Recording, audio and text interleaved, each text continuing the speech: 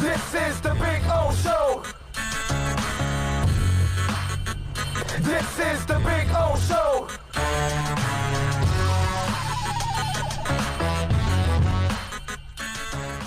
And, you know, it scares you in a way because there's a part of you that wonders, will we actually ever see football this year or sports this year? And I know the UFC has done their, and somebody already tested positive. I mean, and look at the president, man. One of his aides just tested positive. Somebody close to him tested positive. So Fauci, when Governor Gavin Newsom expressed some skepticism about the return of sports as we know it in a stadium full of fans, he was asked what happens to players when one tests positive. Do you shut down the entire offensive line if it's a lineman or a defensive line because of their proximity? The guy who understands this the best is Dr. Fauci, right? So he told Peter King of NBC that widespread testing of players would be the first step. An obvious acknowledgement that any player who tests positive has to be quarantined because of how rapidly it would spread in an athletic environment. Sweat does not do it, he says. This is a respiratory virus, so it's going to be spread by shedding virus. The problem with virus shedding is that if I have it in my nasal pharynx, I think is what he says, pharynx or something like that, pharynx or whatever, I don't know what the hell that word is. Anyways, and it sheds, and I wipe my hand against my nose, now it's on my hand, you see. And when I touch my chest or my thigh, then it's on my chest or my thigh for at least a few hours. Sweat as such won't transmit it, but if people in such close contact as football players on every single play, then that's the perfect setup for spreading. I would think that if there's an infected football player on the field, a middle linebacker, a tackle, whoever it is, as soon as they hit the next guy, the chances are that they will be shedding virus all over that person.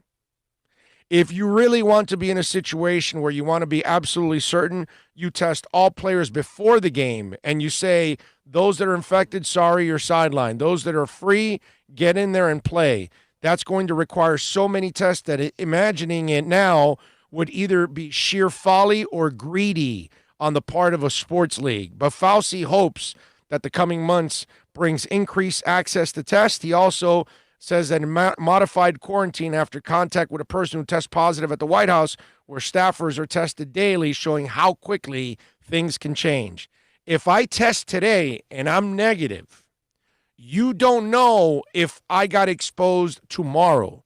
Then there's no guarantee that you're going to get exposed and be positive the next day. To give you an example, you're probably reading in the newspapers that there's an infection in the White House.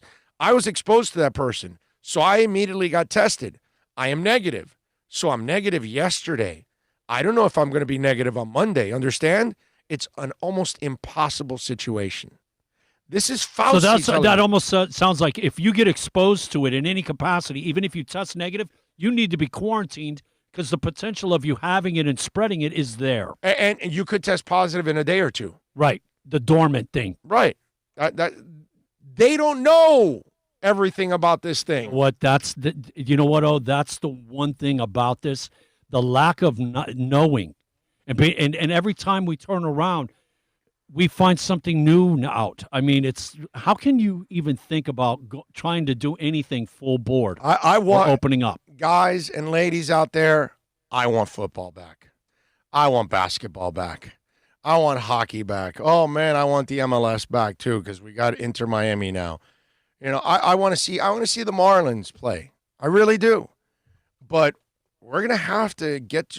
I've said this for weeks now, and I'm going to stick with it. We have to have mass testing. Where testing is so inexpensive and it's so easy to get it done. That's the way sports come back. Because if you don't do it that way and things can stay dormant for a day or two or a week, then the entire league will end up with it. And then they're going to spread it to everybody else and their family members. That's what's going to end up happening, you know? We have a bit of a guinea pig. This situation with the UFC guy and him and his two trainers getting it, and them being were in the group. Right. We'll have to see how it spreads through. They haven't talked about that publicly. I know that because Marvez was my co-host.